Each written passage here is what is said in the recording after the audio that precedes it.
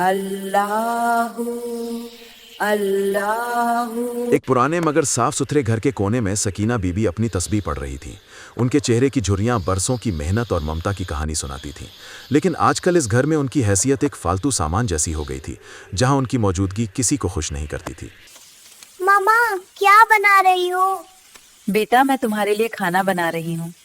नाजिया बावर्ची खाने में मसरूफ थी। वो अपने शोहर और बेटे उमैर के लिए बेहतरीन खाना तैयार करती, लेकिन सकीना बीबी के लिए सिर्फ बचा खुचा सालन और सूखी रोटी बचती।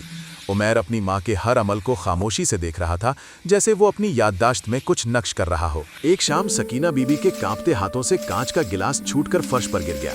टूटने की आवाज पूरे घर में गूंज उठी। सकीना बीबी का दिल सहम गया। वो जानती थी कि अब नाजिया के गुस्से का सामना करना पड़ेगा। अब आपने क्या तोड़ दिया? हर रोज कोई ना कोई नुकसान।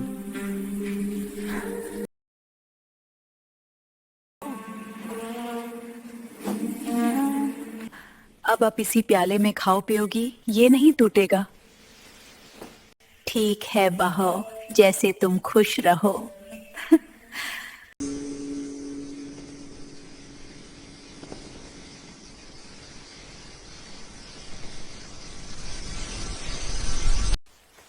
मामा दादी के साथ अच्छी नहीं कर रही। मामा ऐसा क्यों कर रही हैं? कुछ दिन गुजर गए।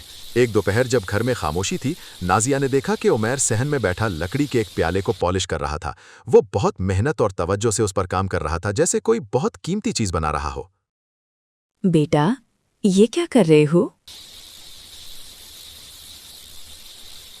अम्मी, ये आपके लिए है। जब आप बूढ़े होगे मैं आपको इसमें खाना दूंगा। उमैर ने निहायत मासूमियत लेकिन स्पॉट लहजे में जवाब दिया, अम्मी, मैं ये लकड़ी का प्याला आपके लिए बना रहा हूँ।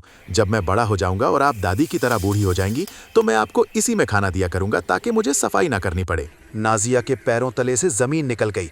उसे अपनी गलती का हौलनाक एहसास हुआ कि वो अपने बेटे को कितना भयानक सबक दे रही थी। अफसोस, ये मैंने क्या कर दिया।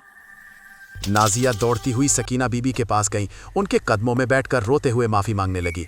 उसे समझ आ गया था कि जैसा वो बोएगी वैसा ही काटेगी। अम्मी सॉरी, मुझे से गलती हो गई।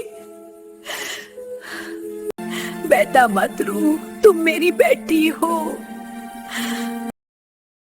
औलाद नसीहत से नहीं, अमल से सीखती है। अपने बूढ़ों का ख्याल रखें, क्योंकि कल यही कहानी आपके साथ भी दोहराई जाएगी।